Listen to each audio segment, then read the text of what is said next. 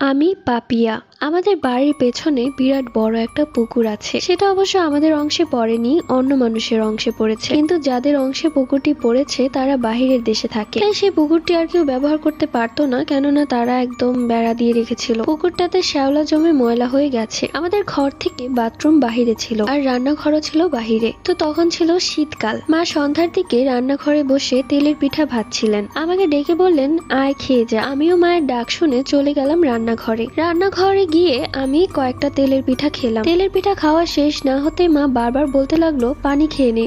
আমি বিরক্ত হয়ে গেলাম। আমি বললাম যে আগে খেতে তো দাও, পাগল করে ফেলছো। কিন্তু পিঠা খাওয়া শেষে আমি পানি খেতে ভুলে গেলাম। চলে গেলাম বাথরুমে। এরপর বাথরুম থেকে বের হওয়ার সময় আমি লক্ষ্য করলাম সেই পুকুরে কেউ বসে আছে, মনে হচ্ছে গোসল করছে। আমার একটু আগ্রহ জন্মালো, এত রাতে কে গোসল করছে ওই পুকুরে, কার এত সাহস। মনে মনে ভাবতে লাগলাম চোর টোর হবে হয়তো। তাই আমি এক পা দুপা করে সেই বাড়ির সামনে গেলাম। পুকুরে তো আর যাওয়া যাবে না, কেননা বেড়া দেওয়া আছে, কিন্তু সেই বেড়ার সাথেই ছিল পুকুরটি, একদম কাছেই। তা আমি যখন সামনে গেলাম তখনও সেই ব্যক্তি ঘুরেই পুকুরের দিকে বসেছিল, মানে আমার দিকে মুখ দেখা যাচ্ছে না। আমিও ওকে দিয়ে দেখছি কি করে। কিছুক্ষণ পর সে পেছনে ঘোরা অবস্থায় বসেই মাথাটা পেছনে ঘুরালো, মানে সামনের দিকে বসে মাথাটা ঘুরিয়ে ঘাড়ের দিকে আনলো। আর তার চোখ দুটো ছিল একদম সাদা লাইটের মতো, ভয়ঙ্কর একটা হাসি দিচ্ছিল, আর মুখটা ছিল পুরো কালো। এই দৃশ্য দেখে আমি এক চিৎকার দেই এবং দৌড়াতে শুরু করি। দৌড়াতে দৌড়াতে আমি পিচ্ছিল খেয়ে পড়ে যাই। আমার হাত পায়ে কাদা লেগে যায়। আমার চিৎকার শুনে মা রান্নাঘর থেকে দৌড়ে আসে। এসে দেখে আমি মাটিতে পড়ে আছি। সাথে সাথে মা আমাকে তুলে সেখান থেকে ঘরে নিয়ে আসে। আমার হাত পা